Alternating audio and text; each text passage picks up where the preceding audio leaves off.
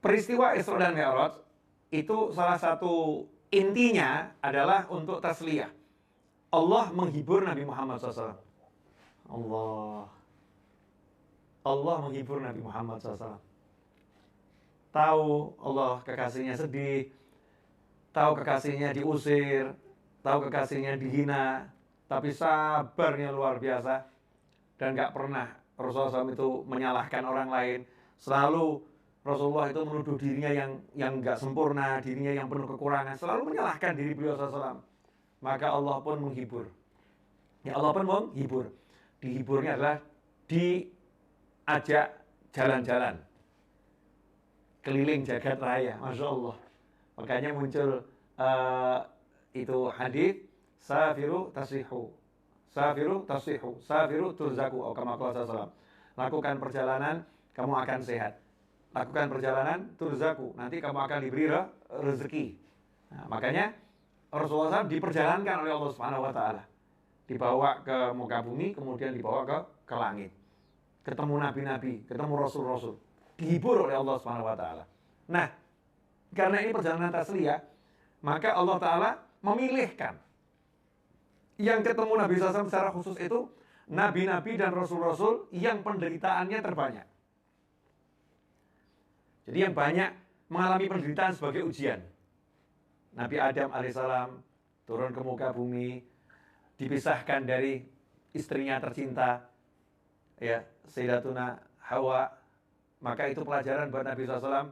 Nabi Adam pernah mengalami kesedihan yang luar biasa karena harus berpisah dengan kekasihnya, berpisah dengan istrinya tercinta, yang tak tergantikan oleh siapapun. Begitu pula sedihnya Nabi Muhammad SAW ketika berpisah dengan Sayyidah Khadijah, karena Sayyidah Khadijah meninggal dunia.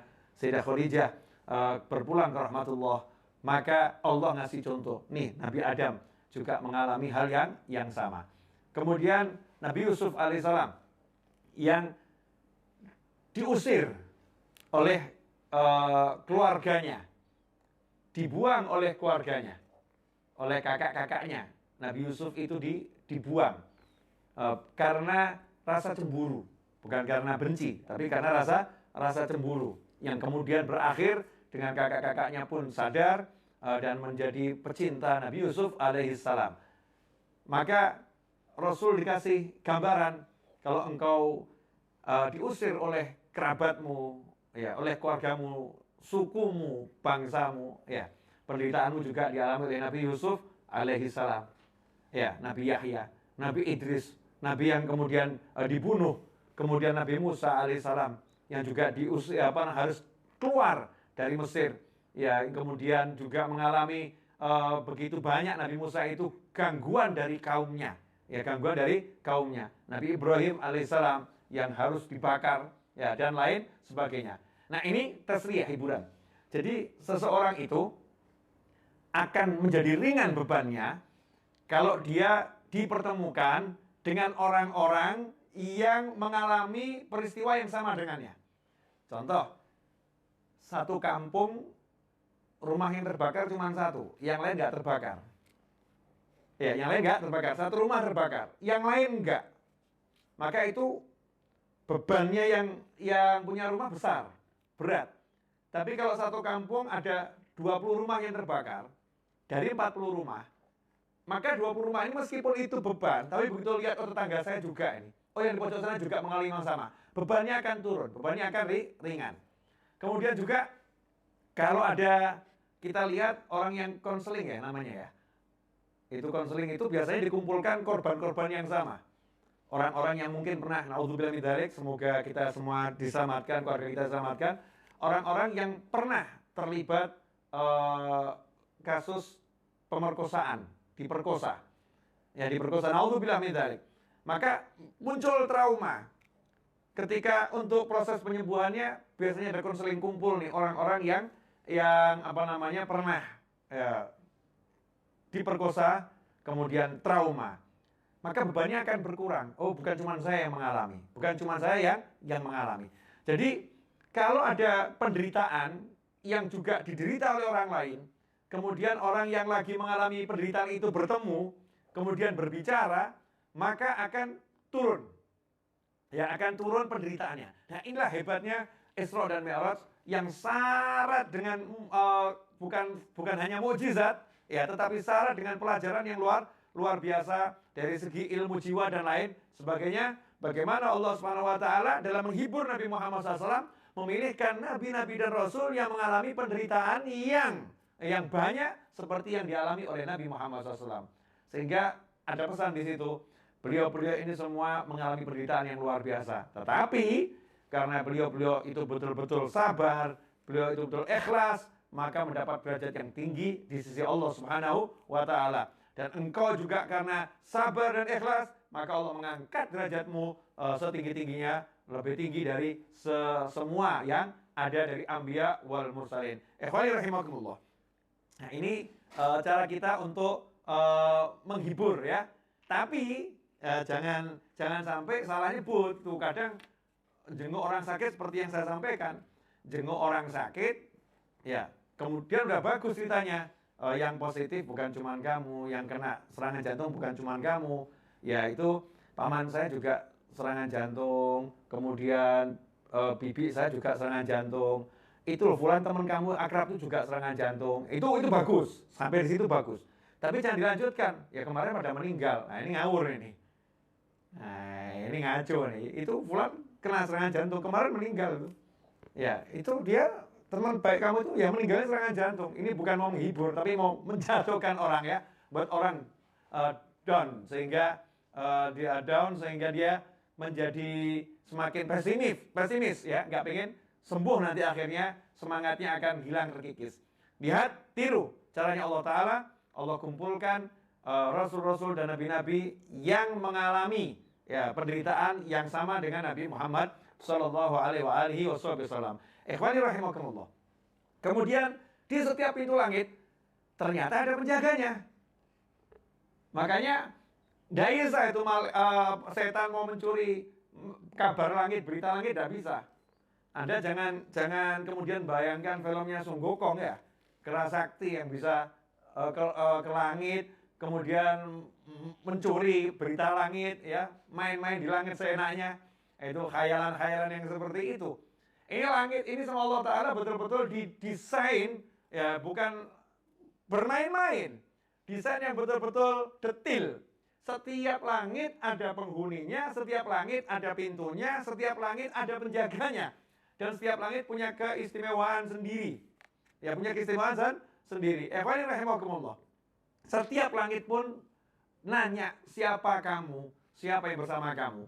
Begitu dengar Nabi Muhammad SAW, semuanya menyambut Rasulullah Sallallahu Alaihi Wasallam. Nah, yang menarik adalah ketika Rasulullah sampai di langit yang ke-6, bertemu Nabi Musa alaihissalam. Ya, pertemuan dengan Nabi Musa ini pertemuan yang banyak kisahnya, ya, banyak ceritanya. Bagaimana Rasulullah SAW bertemu dengan Nabi Musa alaihissalam. Yang pertama, Nabi Musa ketika bertemu dengan Rasulullah SAW itu nangis Nabi Musa. Ya, nangis kenapa? Ditanya oleh Rasulullah SAW kepada malaikat Jibril, kenapa dia nangis? Kenapa Nabi Musa nangis? Maka Nabi Musa menjawab, "Ghulam, anak muda setelah aku. Anak muda setelah aku." Artinya umurnya nggak panjang, dalam usia yang singkat Nabi Muhammad SAW dibandingkan usia Nabi Musa dan kaumnya.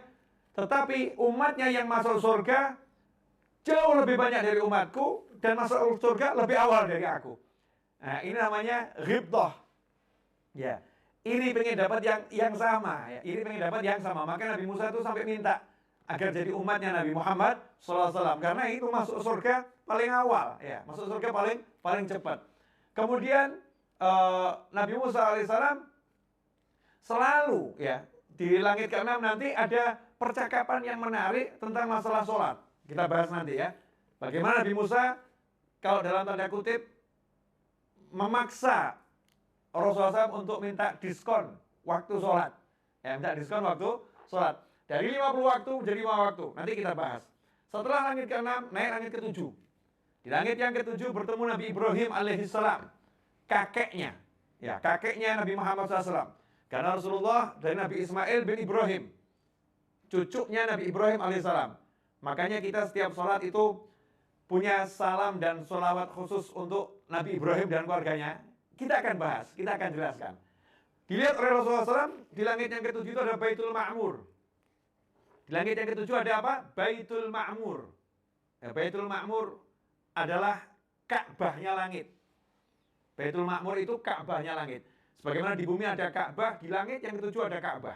Baitul Ma'mur. Nah, kata Rasulullah SAW dalam sebuah riwayat, Baitul Ma'mur ini kalau jatuh dari langit ketujuh, jatuh, maka dia akan persis jatuhnya itu menimpa Ka'bah.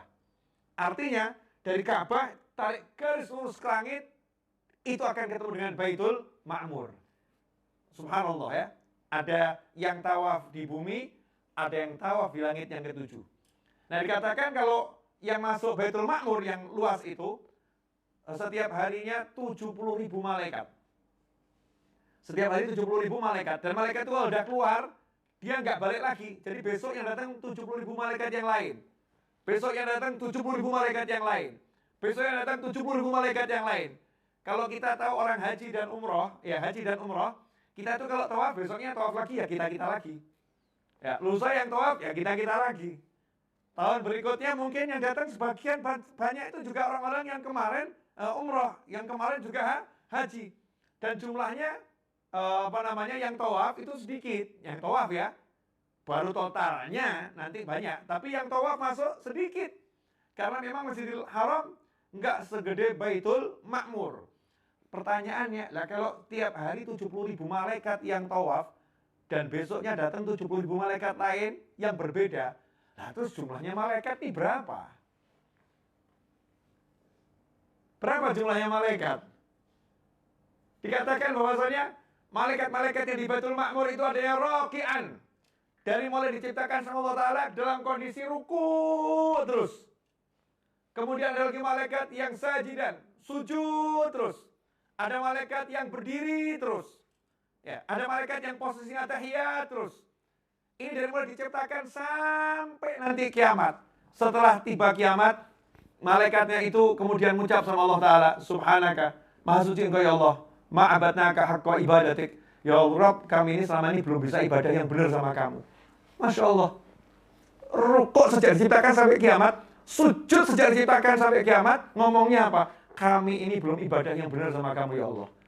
Nah sementara kita 5 waktu bolong-bolong aja udah sok gitu ya. Udah merasa udah ibadahnya benar. Sholat kita aja ya begini kita merasa ibadahnya benar. Kita merasa aku udah sholat ya Rob, aku udah ibadah loh. Kok masih begini hidupku? Kok masih begini? Nuntut Allah gitu ya, nuntut Allah. Na'udzubillah min dzalik. Nah, di Baitul Ma'mur itulah Nabi Muhammad SAW melihat Nabi Ibrahim lagi bersandar di Baitul Ma'mur. Musnidan ya, lagi nyantai. Sendenan kalau kata orang Jawa ya, bersandar gitu. Duduk nyantai bersandar di Baitul Ma'mur. Nabi SAW mengucapkan salam, seperti yang lain dijawab salamnya oleh Nabi Ibrahim alaihissalam. Tapi di situ ada satu peristiwa yang menarik. Ya, apa peristiwa yang menarik tersebut? Dikatakan dalam sebuah hadis yang diriwayatkan oleh Imam Ahmad, kemudian Ibnu Abi Dunya, Ibnu Hibban. Hadis ini sahih, bahwasanya Nabi Ibrahim di langit yang ketujuh berwasiat kepada Nabi Muhammad SAW. Saking cintanya Nabi Ibrahim pada kita, umatnya Nabi Muhammad SAW. Saking cintanya Nabi Ibrahim kepada cucunya Nabi Muhammad SAW. Kita pun sebagai umatnya dicintai. Nabi Ibrahim berkata, sebagaimana diriwayatkan oleh Abi Ayyub Al-Ansari radhiyallahu anhu, anna Rasulullah SAW lailata usriya bih mara ala Ibrahim alaihi salatu wasalam faqala man ma'ak ya Jibril qala hadza Muhammadun faqala lahu Ibrahim alaihi salatu wasalam ya Muhammad mur ummatak falyukthiru min ghirasil jannah fa inna turbataha thayyibatun wa arduha wasi'atun qala wa ma ghirasul jannah qala la haula wa la quwata illa billah. Kata Nabi Ibrahim alaihissalam setelah dikasih tahu oleh malaikat Jibril alaihissalam bahwasanya ini Nabi Muhammad SAW, Nabi Ibrahim berkata, mur ummatak, ya sampaikan kepada umatmu untuk memperbanyak mengucapkan, untuk memperbanyak menanam tanaman di surga, karena surga itu tanahnya subur dan luas. Jadi umatmu suruh banyak-banyak nanam pohon di surga, karena surga itu tanahnya subur dan luas. Maka Nabi SAW nanya, wa ma ghirasul jannah. Kemudian apa itu? tanamannya di surga apa? Maka diajarkan untuk mengucapkan la haula wala quwata illa billah. Mari kita bersama-sama ucapkan la haula wala quwata illa billah. La haula wala quwata illa billah. La haula wala quwata illa billah. Alhamdulillah. Barusan 3 pohon kita tanam di surga. 3 pohon di surga, pohonnya gede-gede. Jadi kita ini rugi kalau satu hari nggak nanam pohon di surga. Rugi. Lah selama ini kemana kita nih? Nanam apa kita ini? Nah ini lewat kajian dari bumi ke langit, Allah Ta'ala mengingatkan kita semua bahwasannya wasiat Nabi Ibrahim agar kita banyak-banyak mengucapkan la haula wala quwata illa billah. Kemudian dalam riwayat yang lain ditambahin Masya Allah, la haula wala quwata illa billah. Masya Allah, la haula wala quwata illa billah. Dalam riwayat yang lain ya, ada kalimat yang lebih menghibur kita semua. Ya, bahwasannya malaikat Nabi Ibrahim berkata, "Ya Muhammad akri ummatak minni salam." Wahai Nabi Muhammad SAW, sampaikan salamku untuk umatmu. Waalaikumsalam ya Nabi Allah Ibrahim. Ya, ini Nabi Ibrahim tuh mengucap salam sama kita loh. Kita balas enggak itu? Waalaikumsalam. Makanya kita kalau atahiyat itu kan diajarin atahiyat itu sholawat kita juga kepada Nabi Ibrahim, juga kepada keluarganya. Karena apa? Balas budi. Balas budi Nabi Ibrahim yang di langit ke-7 masih ingat kita. Di langit ke-7 Nabi Ibrahim gak melupakan kita. Nabi Ibrahim titip salam. Sampaikan salamku untuk umatmu, wahai Nabi Muhammad SAW. Jadi di langit yang ke-7 Nabi Ibrahim mendoakan kita selamat. Mendoakan kita selamat di langit yang ke-7. Bayangkan di langit yang ke-7 ada Nabi yang ingat kita loh. Di langit yang ke-7. Misal gini loh ya, mungkin kalau nggak bisa ngerasain, nggak terasa. Misal Anda lagi di kota Anda masing-masing. Kemudian tiba-tiba ada satu pejabat penting, ya, lagi berada di Mekah. Pejabat tadi terus ngomong sama teman Anda, tolong sampaikan salam sama temanmu ya, namanya Fulan. Ya kita kaget loh, kok kita diingat sama dia ya? Di Mekah loh, ingat saya. Kemudian ngasih hadiah, ya nih dia suruh sering-sering ya nanam yang ini, ngucap ini nanti hasilnya ini. Dikasih saran, pasti ya kita senang. Pejabat ini, ulama ini, tokoh masyarakat ini nginget saya di Mekah. Bayangkan Nabi Ibrahim alaihissalam nginget kita di langit yang ke-7, puncaknya langit. Diingat, pasti pesannya ini penting. Makanya jangan sepelekan zikir la haula wala quwata illa billah. Jangan sepelekan zikir ini. Ya. Kemudian apa? Yang kedua, sampaikan salamku untuk umatmu wahai Nabi Muhammad SAW dan beritahu mereka semua wa akhbirhum bahwasannya annal jannata thayyibatu turbah. Surga itu tanahnya subur, airnya juga segar. Kemudian surga itu lembah. Dan tanamannya surga itu adalah mengucapkan subhanallah, walhamdulillah, wala ilaha illallah, wallahu akbar. Mari kita ucapkan bersama-sama. Subhanallah, walhamdulillah, wala ilaha illallah, wallahu akbar.